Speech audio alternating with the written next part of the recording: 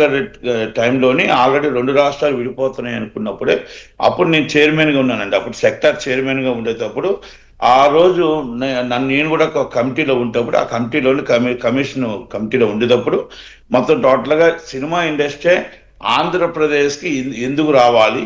ఆంధ్రప్రదేశ్‌లో ఎందుకు ఉండాలి? ఇక్కడ ఎందుకు ఉండాలి? చాలా క్లియర్ కట్‌గా మొత్తం టోటల్‌గా ఒక 28 పేజీలు రాసిచ్చామండి. ఆంధ్రప్రదేశ్లో మొత్తం టోటల్ అనువైన ప్రదేశాలు ఈ రోజు మనం కాదండి, మనం పుట్టక ముందే చెన్నై నుంచి Visakhapatnam, Rajahmundry, Madanapalle, Tirupati, Vijayawada so many shootings continue అవుతూనే వచ్చాయండి. ఈరోజు కొత్తగా షూటింగ్స్ ఏం అవ్వట్లేదు. అప్పుడు మద్రాసు రాష్ట్రంలో ఉండేటప్పుడే మనకి షూటింగ్స్ జరిగేవి. అలాగా అక్కడ ఇప్పుడు కొత్తగా ఇప్పుడు 32 కిలోమీటర్ల కారిడార్ ఉందండి విశాఖపట్నంలో. ఎందుకు షూటింగ్లు జరగాలంటే ఎక్కడా లేదండి. 32 కిలోమీటర్ల బీచ్ కారిడార్ ఉందండి. అంటే మనం షూటింగ్ చేసుకున్న అనువైన ప్రదేశం. కైలాసగిరి అనవచ్చు, లేకపోతే సీలేరు అవ్వచ్చు, చింతపల్లి ఫారెస్ట్ అవ్వచ్చు, పాడేరు అవ్వచ్చు, మీకు అరకు అనే లంపసింగ్ అవ్వచ్చు, అరకు అనే ప్రదేశాలు అవ్వచ్చు. ఎక్కడ కూడా రావండి అలాంటి ప్రదేశాలు.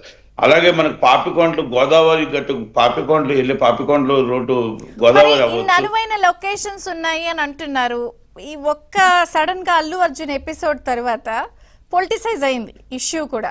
అక్కడికి దీనికి సంబంధం లేదండి. అనుకోకుండా జరిగిన సంఘటన అల్లు అర్జున్ గారి సంఘటనలో పవన్ కళ్యాణ్ గారు అక్కడ విశాఖపట్నం పర్యటనకు వెళ్తూ మీరందరూ కూడా తల్లి రావాలి, ఈ సినిమా ఇండస్ట్రీ అందరూ కూడా వస్తే అక్కడ గిరిజనులు అందరినీ కూడా లోకల్ గా ఉండి మీరు ఇక్కడ షూటింగ్లు చేస్తుంటే అనువైన వాళ్ళకి ఇన్కమ్ వస్తుంది, ఆ ఇన్కమ్ వస్తుంటే వాళ్ళకి కూడా ఉపాధి కలుగుతుంది అన్న ఒక ఆలోచనతో ఆయన చెప్పడం మాట్లాడాడు తప్ప మొత్తం హైదరాబాద్ లో ఖాళీ చేసి రాత్రి రండి అని పవన్ కళ్యాణ్ గారు చెప్పలేదు, ఎవరు చెప్పరండి. మనం ఎందుకంటే మీకు దాంట్లోనే ఎక్స్ప్లెయిన్ చేస్తుంది, ఎందుకంటే ఇది very important issue. Pawan Kalyan గారు మాట్లాడిన మాటలో అక్కడ ఉన్న వాళ్ళకు ఉపాధి కలగాలి అంటే మనం టూరిజం డెవలప్ చేయాలి. ఆ టూరిజం డెవలప్ చేయాలి అంటే షూటింగ్స్ కూడా తరలి రావాలి. ఆ షూటింగ్స్ కూడా ఎందుకు రావాలి, దేనికి రావాలి అనేది మొత్తం టోటల్గా ఆయన ఒక వివరణ ఇస్తూ వాళ్ళకి ఇన్కమ్, ఆ గిరిజనులకు ఇన్కమ్ వస్తుంది, ఉపాధి కలుగుతుంది అన్న ఆలోచనతో చెప్పాడు ఆయన. కనుక ఇక్కడైతే ఈ రోజు దురదృష్టకరమైన సంఘటన ఆల్రెడీ ఇక్కడ ఒక ఎపిసోడ్ నడుస్తుంది. ఒక ప్రతిపక్ష నాయకులు రెచ్చగొట్టి దాన్ని తీసుకొచ్చి ఒక తారా స్థాయికి పెట్టారు. గవర్నమెంట్ కి, ఇండస్ట్రీకి ఒక అగాధం కింద తీసుకొచ్చి పెట్టారు. అది జరిగిన సంఘటన దురదృష్టకరం, కానీ జరిగిన సంఘటన అలాంటి జరగకూడదు.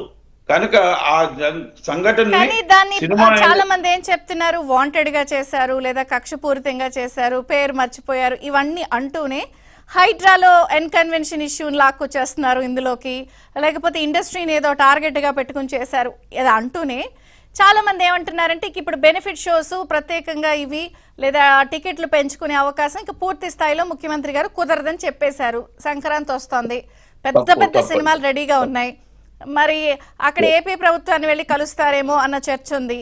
ఇట్లా రకరకాలు ఉన్నాయి కదా చర్చలు. నేను ఒకటి అడుగుతానండి, ప్రజల రక్తాన్ని మనం పీడించుకొని తాగుదామా? అంటే ఒక తల్లిదండ్రులనే ప్రేమ తర్వాత హీరో అంతే ప్రేమ ఉంటాడు. నేను ఇప్పుడు కాదని ఎప్పటి నుంచో చెప్తున్నాను. ఇదే అల్లు అర్జున్ గారికి అంతకు 15 రోజుల ముందు నుంచి చెప్తున్నా, 7,000 జీతగాడి నుంచి 7 లక్షల జీతగాడి దాకా మీకు ఫ్యాన్స్ ఉంటారు బాబు. దయచేసి ఆ 7,000 జీతగాడు మీ ప్రీమియర్స్ లో చూడాలి, 7 లక్షల జీతగాడు మీ సినిమా చూడాలి. 7 లక్షల జీతగాడు చూసేటట్టు మాత్రం రేట్లు తేకండి. దయచేసి 7,000 జీతగాడు కూడా సినిమా చూసి హ్యాపీగా వెళ్తూ వాళ్ళ ఫ్యామిలీని వాళ్ళ పస్తు పెట్టకుండా, ఇబ్బంది పెట్టకుండా, ఆ ఫ్యామిలీని మొత్తం టోటల్ ఫ్యాన్స్ అంటే ఫ్యామిలీ మెంబర్, ఆ మెంబర్స్ ని కాపాడుకునే బాధ్యత హీరో మీద ఉంటుంది. దయచేసి మీరు అందరూ కూడా ఒకసారి అర్థం చేసుకోండి. మిమ్మల్ని ప్రేమించే ఫ్యాన్స్ ని మన ఫ్యామిలీ మెంబర్స్ గా మనం చూసుకొని రేటు బడ్జెట్ పెరుగుతుంది. ఆ బడ్జెట్ మనం పెరిగిన బడ్జెట్ ని ఏ విధంగా కంట్రోల్ చేయాలి, అలాగే ఆ బడ్జెట్ తగ్గేటట్టు రేట్ ఎలా తీసుకురావాలని ఒక్కసారి ఆలోచించండి. బ్లాక్ మార్కెటింగ్ ఉండకూడదు, దళారీ వ్యవస్థ ఉండకూడదు అనేది నేను ఫస్ట్ నుంచి చెప్తున్నాను. నేను చాలా టైమ్స్ మీ ఛానల్లో కూడా నేను చెప్పుకొచ్చాను. అయితే అక్కడ ఒక ప్రొడ్యూసర్స్ వెళ్ళి వాళ్ళు ఎక్స్ప్లెయిన్ చేశారు. ఏమని ఎక్స్ప్లెయిన్ చేశారు?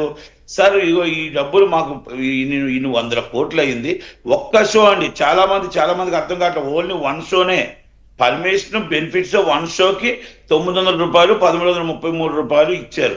దాన్ని ఎందుకు అడిగారంటే దేవరాని ముందు సినిమా వచ్చింది, ఆ సినిమాకి 460 రూపాయలు ఇస్తే ఆ 460 రూపాయలకి ఏమైందంటే ప్రాబ్లము, సినిమాని టికెట్ తీసుకెళ్ళి 2,000 3,000 బ్లాక్ మార్కెట్ అమ్మారు.